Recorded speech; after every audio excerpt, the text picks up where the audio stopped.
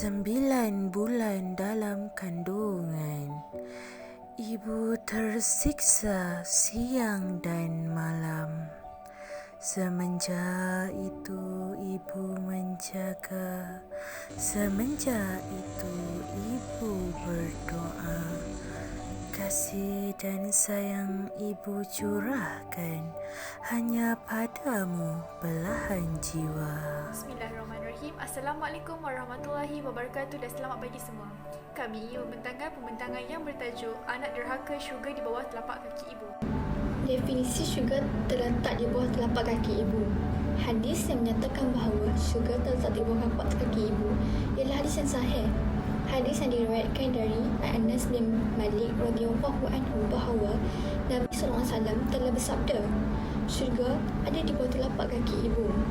Walau bagaimanapun, terdapat sebuah peristiwa yang disebut dalam periwayatan mengenai Muawiyah dan ia adalah sebuah kisah yang sahih. Antaranya ialah dalam riwayat Ibnu Majah, Imam An-Nasa'i, Imam Ahmad dan Imam At-Tabarani dan disahihkan oleh Imam Al-Hakim. Maksud bahawasanya ia, Muawiyah bin Jahimah, datang kepada Nabi Rasulullah SAW. Lalu ia berkata, "Wahai Rasulullah, aku ingin berperang dan aku datang untuk meminta petunjukmu." Nabi SAW bersabda, "Apakah engkau memiliki ibu?" Maka dia menjawab ya. Dan bagi Rasulullah SAW bersabda, "Beradalah dengannya kerana sesungguhnya syurga di bawah kedua kakinya." Hadis riwayat An-Nasa'i. Hal ini menunjukkan bahawa dalil berkenaan syurga di bawah telapak kaki ibu adalah sahih dengan membawa makna keredaan seseorang itu bergantung kepada reda ibunya dan bapanya. Maka apabila ibunya reda akan dia, usaha untuk ke syurga akan dipermudahkan dengan izin Allah. Wallahu a'lam. Baiklah, kita ada soalan dari selatan ke utara. Soalannya berbunyi begini. Adakah seorang anak itu mempunyai hak untuk merajuk dengan seorang ibu kerana anak merasakan dirinya dilayan dengan tidak adil, sama seperti adik-adik lain? Sebagai contoh, kadang-kadang mungkin soal pembagian harta, kasih sayang dan masa ibu tu sendiri. Adakah anak mempunyai hak untuk merajuk dengan seorang ibu? Baiklah, jawapan dari utara telah sampai. Okey, baik, Alhamdulillah. Sahabat-sahabat dan ustaz yang dikasihi Allah sekalian, soalan ini bagus tau. Adakah anak-anak ini ada hak untuk merajuk dengan ibu mereka? Sebab kita kata, mak tak patut, mak lebihkan kakak, mak tak lebihkan saya. Mak bagi kakak, mak tak bagi saya. Tu, gelang mak tu ada 5, mak bagi kat kakak 4, saya dapat 1 je. Ini tak adil. Contoh ya. Jadi sahabat-sahabat yang dikasihi Allah, apa pun yang mak kita buat, mereka tetap yang terbaik. Tetap yang terbaik. Kita pandai macam mana pun, kita ada PhD 5 sekalipun, mak kita tetap yang terbaik. Mak kita tetap betul. Ya mak betul mak. 5 tambah 5, 9. Ya mak, betul mak. Saya setuju dengan mak. Mak betul sangat mak. Mereka tetap betul. Sahabat-sahabat yang dirahmati Allah sekalian, andai kita bina istana sekalipun buat mak kita, andai kita hadiahkan 5 kilo emas, 7 kilo emas untuk mak kita, andai kita gendong mak kita untuk tawaf umrah dan juga haji, andai kita minum sekalipun air rendaman kakinya, belum tentu kita dapat membalas jasanya yang mengeluarkan kita dari gelapnya rahim ke terangnya dunia. Sahabat-sahabat yang dikasihi Allah, ibu ni makhluk yang Allah muliakan. Kasih ibu tidak pernah bertalak. Kasih ibu tiada edahnya. Atas sebab itu, kita tak ada hak untuk merajuk dengan mereka. Kita tak ada hak langsung untuk berdendam dengan mereka. Pohonlah rahmat kerana pada dua tangannya ada tangan keramat yang sentiasa mendoakan kita. Doa ibu ni tiada hijab, terus sampai ke Allah. Bayangkan sedang kita lena tidur, ibu kita bangun solat malam mendoakan kita. Ya Allah, kasihanilah anakku ya Allah. Rahmatilah mereka ya Allah. Bahagiakanlah hidupnya ya Allah. Beruntunglah orang yang masih mempunyai ibu, yang masih mendapat doa daripada ibunya. Oleh itu sahabat-sahabat sekalian, jika anda masih mempunyai ibu, junjunglah dia, letakkanlah dia di tempat yang paling mulia. hatta Rasulullah SAW dapat berjumpa dengan ibu susuannya Halimatus Sa'adiyah. Dibuka serbannya, dihamparkan serbannya, minta Halimatus Sa'adiyah duduk di atas serbannya. Kata Abu Bakar, aku tidak pernah cemburu pada orang melainkan kepada Halimatus Sa'adiyah yang dapat duduk di atas kain serban Rasulullah SAW. Sahabat, itu baru ibu susuan. Bayangkan kalau Rasulullah ada ibu kandung. Wallahu ta'ala alam. Anak derhaka. Kenapa anak menjadi derhaka? Wahai sahabatku sekalian, kejadian derhaka kepada ibu bapa terlalu banyak menimbulkan penyakit sosial dalam kalangan masyarakat kita. Ianya bukan sekadar melibatkan kes seperti lari dari rumah, berzina, penyalahgunaan dadah, penyelewengan akidah dan kadang-kala berakhir dengan pembunuhan ibu bapa itu sendiri. Kerosakan seperti inilah yang akan melemahkan ummah dan saatnya dinantikan oleh mereka yang mengambil kesempatan.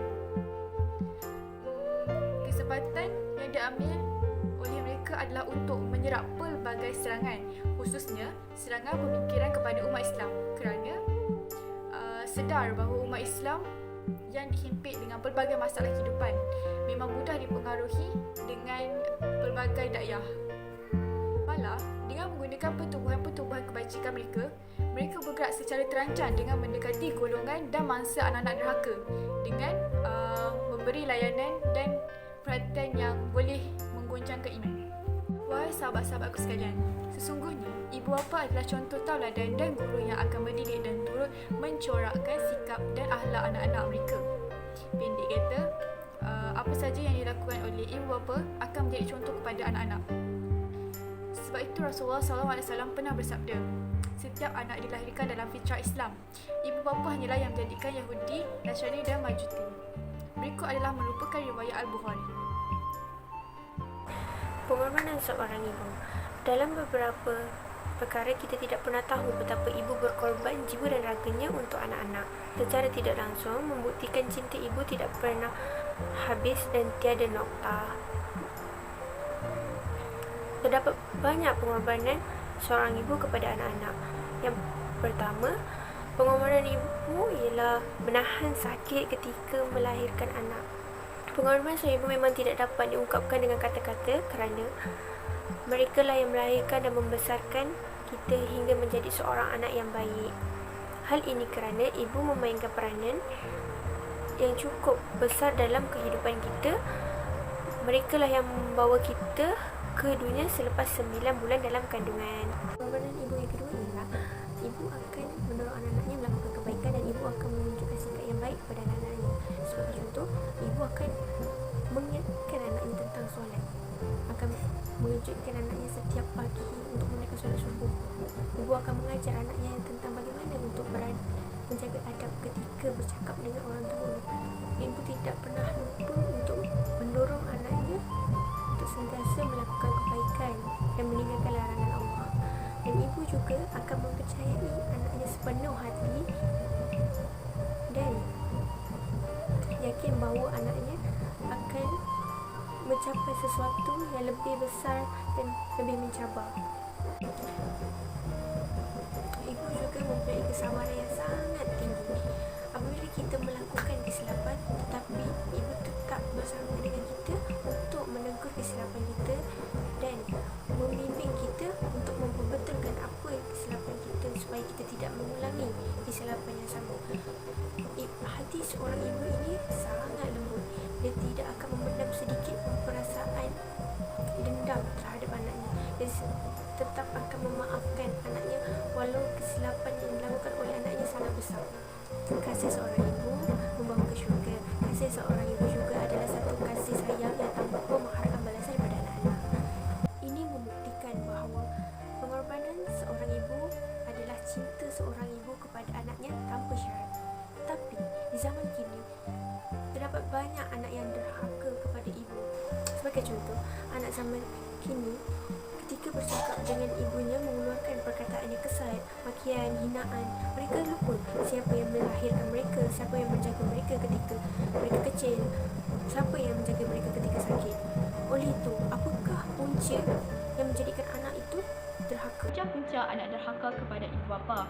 Okey, pada pendapat saya, menjadi kebiasaan dan menjadi satu masalah dalam kalangan rakyat Malaysia.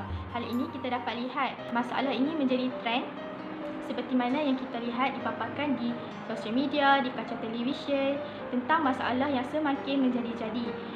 Hal ini kerana terdapat segelintir masyarakat yang memandang enteng dan tidak mengambil berat tentang masalah ini sehingga menyebabkan masalah ini menjadi semakin teruk. Masyarakat haruslah memandang masalah ini sebagai sesuatu kes yang berat.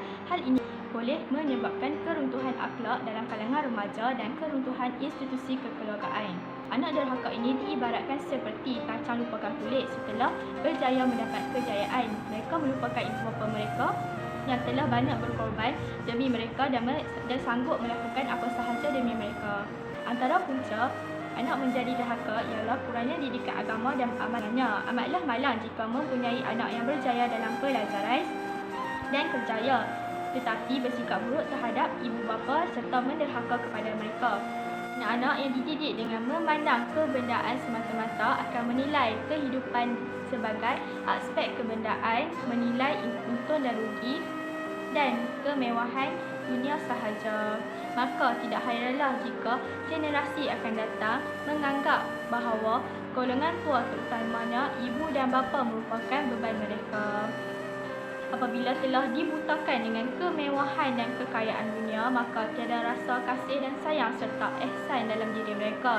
Tetapi mereka hanyalah memikirkan tentang bagaimana untuk meloloskan diri daripada tanggungjawab yang mereka menganggap sebagai beban. Dengan ini, tidak hairanlah jika ada anak-anak yang sanggup menghantar ibu bapa mereka ke rumah-rumah kebajikan. Hal ini kerana mereka beranggapan bahawa ibu bapa mereka ini hanya menyusahkan kehidupan mereka dan mereka ini tidak sanggup menjaga kebajikan kedua orang tua mereka. Kes-kes seperti ini sering mendapat liputan akhbar maupun media. Dan lebih menyedihkan lagi, ada anak-anak yang sanggup membiarkan ibu bapa mereka yang uzur di tepi jalan setelah mengambil harta mereka serta tidak mengakui bahawa itu adalah ibu bapa mereka. Sesungguhnya berbuat baik kepada ibu bapa bermakna kita bakal mendapat layanan yang baik daripada Allah Subhanahu Wa Taala atau sebaliknya. Hakikat yang kita semua harus terima adalah tanpa ilmu agama amatlah sukar untuk kita menangani gejala penderhakaan terhadap ibu dan bapa. Mahukah kita menjadi salah seorang hamba Allah yang dimurkai hanya kerana mengetepikan ibu bapa kita dan mengabaikan ibu bapa kita? Rasulullah SAW pernah bersabda, Allah melaknat orang yang melaknat orang tuanya. Janganlah kita mementingkan diri sendiri. Hal ini kerana jika tidak kerana ibu dan bapa kita, tidak hadirlah kita ke dunia ini. Jika tidak kerana mereka, kita tidak akan mengecapi hidup yang senang seperti mana kita nikmati hari ini. Jika tidak kerana penat dan jernih mereka, mana mungkin kita menjadi orang yang disegani dan mempunyai ilmu yang tinggi. Oleh itu, Allah Subhanahu Wa Taala memerintahkan kita supaya menghargai pengorbanan ibu dan bapa. Kita juga hendaklah menghindarkan diri daripada menjadi anak yang derhaka kepada ibu dan bapa sendiri. Jadi, saya ingin bertanyakan kepada Syazrin untuk menjelaskan apakah kesan-kesan terhadap anak yang menderhakakan kepada ibunya. Baiklah, seterusnya saya ingin menjelaskan kesan-kesan anak derhaka. Yang pertama, solat tidak diterima oleh Allah Subhanahu Wa Taala. Sisi sajalah macam selama ni kita melakukan amal ibadah kepada Allah tetapi tidak diterima oleh Allah Subhanahu Wa Taala. Oleh sebab kita menderhaka kepada ibu kita. Yang kedua pula, mendapat azab pada ketika di dunia lagi. Berdasarkan riwayat Sallallahu Alaihi Wasallam menyatakan setiap dosa akan diakhirkan oleh Allah Subhanahu Wa Taala sekendaknya sehingga hari kiamat kecuali dosa menderhaka kepada orang tua. Sesungguhnya Allah Subhanahu Wa Taala akan menyegerakan balasan kepada pelakunya waktu hidupnya sebelum daripada mati. Lebih ringkas macam orang lain ada yang buat dosa yang macam-macam kan, tapi Allah tangguhkan dekat akhirat nanti. Tapi siapa yang menderhaka kepada ibu bapa waktu hidup di dunia lagi dah dapat azab. Okey, kita mendapat satu lagi soalan daripada penonton iaitu apakah langkah untuk mencegah daripada menjadi anak derhaka yang akan diulaskan dan dijawab oleh Alia Nadira, sahabat kita. Baiklah, langkah seorang anak untuk mencegah sikap anak derhaka ini adalah kita sewajarnya mempamerkan tingkah laku yang mulia kepada ibu kita. Segala nasihat mereka perlu didengar dengan teliti dan diikuti sebagai pedoman hidup kita. Apabila bertutur dengan ibu kita, elakkan bercakap kasar agar tidak menyinggung perasaan mereka. Selain itu, adalah dengan peluk dan cium ibu kita selalu. Peluk cium ibu kita walaupun kita sudah besar dewasa. Semakin mereka bertambah usia, semakin sensitif. Mahupun luaran tidak menunjukkan mereka ingin dipeluk dan disayang, tetapi ibu kita mahukan kasih sayang anak-anaknya yang semakin menjauh. Jangan malu untuk berpegang tangan dengan ibu kita, bersalaman, berpimpin tangan, peluk dan cium mereka. Hanya dengan sentuhan sebegitu sahaja, kita sudah boleh membahagiakan ibu kita. Satu lagi cara untuk mencegah menjadi anak yang derhaka ialah kita hendaklah sentiasa mendoakan kesejahteraan mereka di dunia dan di akhirat. Kita boleh memohon doa kepada Tuhan agar ibu kita diberi kesihatan yang baik, dipanjangkan umur dan diampunkan segala dosa. Doa boleh diamalkan pada bila-bila masa, lebih-lebih lagi selepas solat. Kita juga tidak boleh sesekali menyakiti hati ibu dan bapa kita agar kita tidak menjadi anak yang derhaka dan sering mengingkari arahan mereka. Apa yang saya dapat simpulkan berdasarkan perbincangan ini ialah derhaka kepada ibu bapa merupakan perkara yang dilarang dalam Islam. Dan hendaklah kamu berbuat baik kepada ibu bapa dengan sebaik-baiknya. Jika salah seorang keduanya berlanjut umur dalam pemeliharaanmu, maka sesekali janganlah kamu mengatakan perkataan A, janganlah kamu menghendik dan ucapkanlah perkataan yang mulia. Surah Al-Isra ayat 23. Dalam ayat ini, Allah Subhanahu Wa Taala menyuruh hambanya supaya mengesahkannya dan mengabdikan diri kepadanya. Dan Allah Subhanahu Wa Taala mengiringi perintah berbuat baik kepada ibu bapa. Ini menunjukkan bahawa kedudukan ibu bapa amatlah tinggi menurut syarak. Hakikat ini perlu diterima oleh kita semua kerana tanpa ilmu agama sudah tentu untuk menangani gejala penderhakaan terhadap kedua ibu bapa amatlah sukar. Sedarilah bahawa pendoman yang paling berkesan ialah pendoman daripada panduan yang digariskan oleh Al-Quran dan As-Sunnah. Apa juga usaha jika tidak mengikut ajaran agama, maka hasilnya akan menjadi sia-sia. Pendekatan agama amat penting kerana akan melahirkan anak-anak yang beriman. Itu perlu dijaga dengan ibadah dan kedua-duanya akan melahirkan manusia yang bersifat ihsan.